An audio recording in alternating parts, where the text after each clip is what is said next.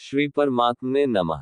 परम श्रद्धेय स्वामी श्री राम सुखदास जी महाराज के विषयानुसार चुने हुए कल्याणकारी अनमोल वचन हम सभी को बार बार सुनकर समझकर अपने जीवन में आचरण में लाना चाहिए। कल्याणकारी संतवाणी। विषय ईश्वर। 1. परमात्म तत्व का वर्णन नहीं होता, प्रत्युत अनुभव होता है। 2. भगवान को प्राप्त तो कर सकते हैं, पर उनका वर्णन, चिंतन, ध्यान नहीं कर सकते। प्राप्त इसलिए कर सकते हैं कि हम उनके ही अंश हैं। कि पूरी महिमा को बताने वाला कोई शब्द विशेषण, युक्ति या दृष्टांत संसार की किसी भाषा में है ही नहीं।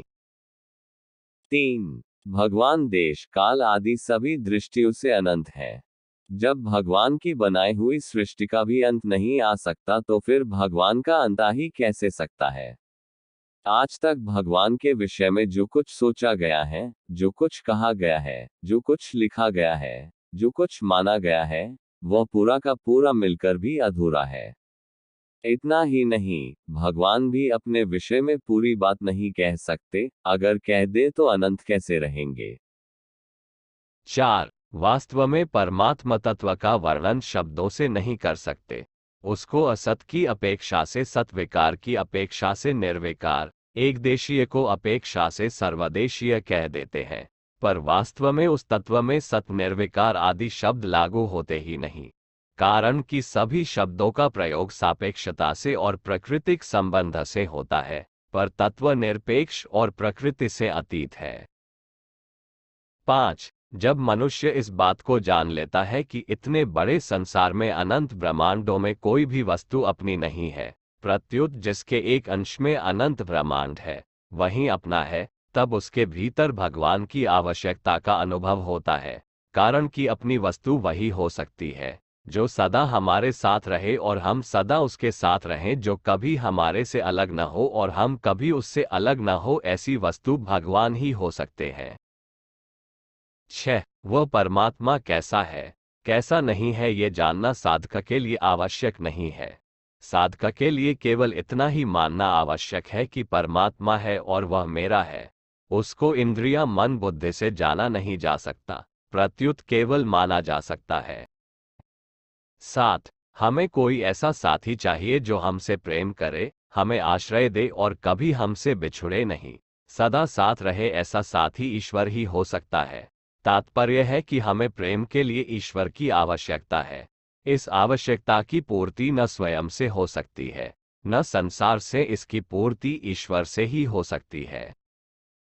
8. जब मनुष्य अपनी आवश्यकता को पूर्ति न तो खुद कर सकता है और न उसकी पूर्ति संसार ही कर सकता है, तब वह स्वतः भगवान की ओर खींचता है, जिसको उसने देखा नहीं है, प्रत्युत सुना है। 9. जब मनुष्य पर कोई संकट आता है और उससे बचने का कोई उपाय नहीं दिखता तथा उससे बचने के लिए किए गए सब प्रयत्न व्यर्थ चले जाते हैं, तब उसको भगवान पर विश्वास करके उनको पुकारना ही पड़ता है। 10. जो किसी को मिले, किसी को न मिले, उसका नाम परमात्मा नहीं है। परमात्मा तो वह है जो सभी को मिल सकता है। क्यों मिल सकता है? क्योंकि वह मिला हुआ ही है। 11. भगवान संसार की दृष्टि से न्यायकारी है, ज्ञान की दृष्टि से उदासीन है और भक्ति की दृष्टि से दयालु है। भगवान तीनों है और तीनों से रहित भी है, फर्क हमारी दृष्टि में है। 12. किसी घटना में भगवान का क्या हित भरा है, इसको हमारी बुद्धि नहीं पकड़ सकती।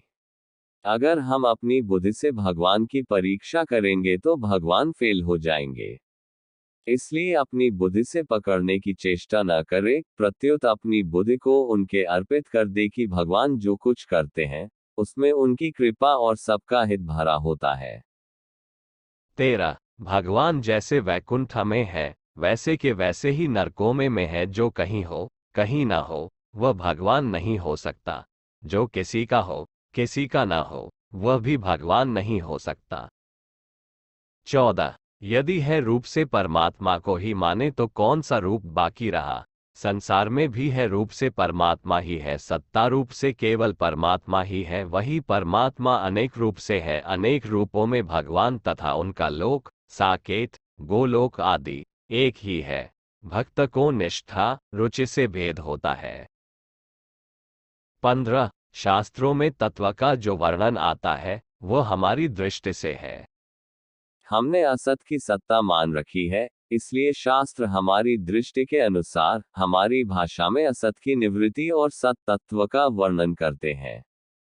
यही कारण है कि दृष्टिभेद दर्शन अनेक है। अनेक दर्शन होते हुए भी तत्व एक है। जब तक दृष्टा, ज्ञाता, दार्शनिक और दर्शन है, तब तक तत्व के वर्णन में भेद है। जब तक भेद है, तब तक तत्व नहीं है, क्योंकि तत्व में भेद नहीं है। दूसरे शब्दों में, जब तक अहम जड़ चेतन की ग्रंथि है, तब तक भेद है। अहम के मिटने पर कोई भेद नहीं रहता, केवल एक तत्व है। रह जाता है